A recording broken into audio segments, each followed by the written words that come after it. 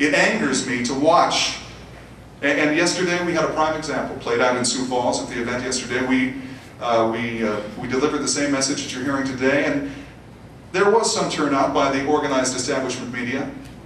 There was one cameraman who came in from one of the television stations, one of the network television stations in Sioux Falls. A cable outlet did stay for the entirety of the message that was delivered yesterday, and they filmed it in its entirety to be produced into a full-length program that would include the entirety of the comments that were made yesterday.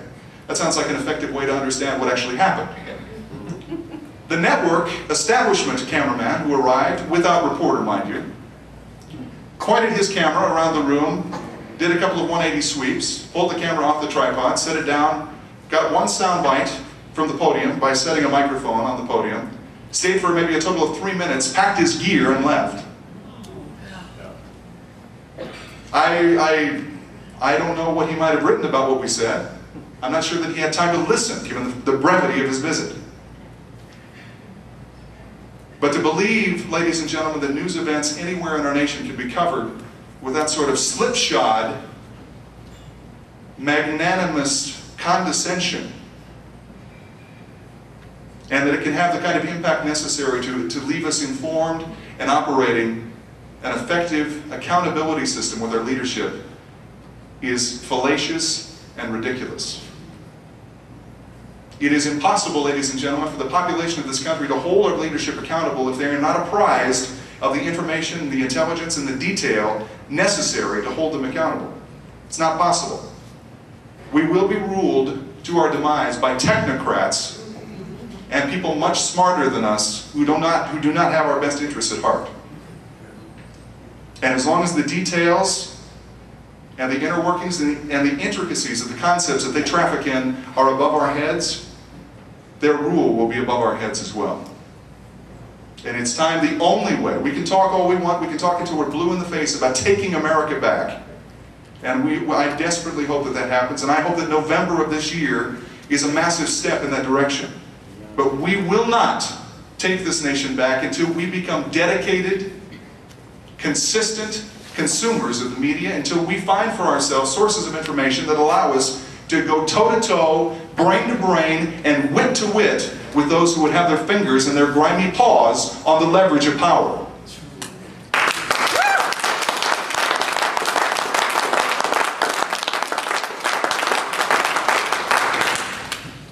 As a homeschooler in North Platte, Nebraska, part of my curriculum was a thing called the McGuffey Reader. Yeah. All right. There's some interesting language in that book. There's language and there's style. Not many of us are fluent enough to produce or to reproduce in our daily speech. And it saddens me, ladies and gentlemen, that we're growing up and our kids are growing up in a time when their education leaves them as smooth, polished, and easily manipulated puzzle pieces to slip into the grinding machine of a globalist agenda. The only way, it has to happen at home, and it has to happen on a daily basis. We have got to be engaged. We have to be, we cannot settle for the 10-second soundbite and expect to be able to maintain our republic.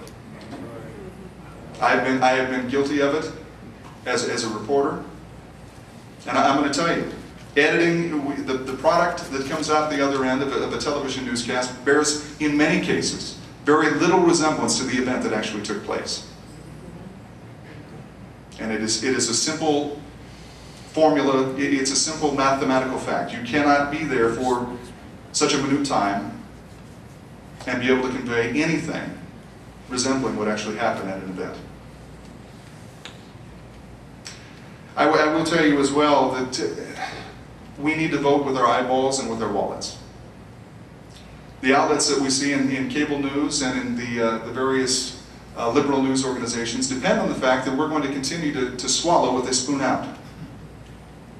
And they sell us soap, and in between doling out their liberalist agenda, they sell us soap and cars and beer and soft drinks and all the products that we buy which help to fund and maintain the revenue stream that continues the same message that erodes and erases the fidelity that exists between the people and their government. I would impress upon all of us here today, ladies and gentlemen, that I know that we're preaching to the proverbial choir. You don't turn out for an event like this unless you know that you're on the right side, and unless you're dedicated to continuing in that vein. But the only way that we're going to spread our message and be able to win is to be able to take back control and to use our ability and our force in the marketplace to affect change in the messages that are delivered.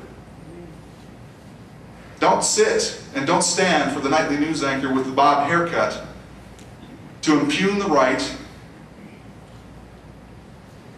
and glamorize the left with impunity. No longer can we allow that to happen. And I would encourage you to find for yourselves outlets of information which don't do that. Thankfully, that market is growing. Thankfully, there are more places now than ever where you can find your information, and you can find what we hope is an accurate and fair accounting of events without the liberalist establishment spin that is easily detectable within 20 seconds of turning on any nightly newscast in America. I would encourage you to find that. I'm thankful to be engaged now in an enterprise in delivering that message and in finding news stories that you don't hear on other outlets. And I hope that the Shad Olson Show and my radio venture will continue to be a source of fair and accurate reporting of events and a fleshing out and an in-depth look at things that are happening inside our state and our region and our nation. I appreciate your support. Many of you are here today. I recognize your faces and I recognize the names from the emails. And I appreciate your support in getting behind that venture. But as a corporation and as a corporate effort, I would encourage all of us to become more engaged with the media sources that we patronize and become a working part of winning the battle ideologically in America. Thank you and God bless.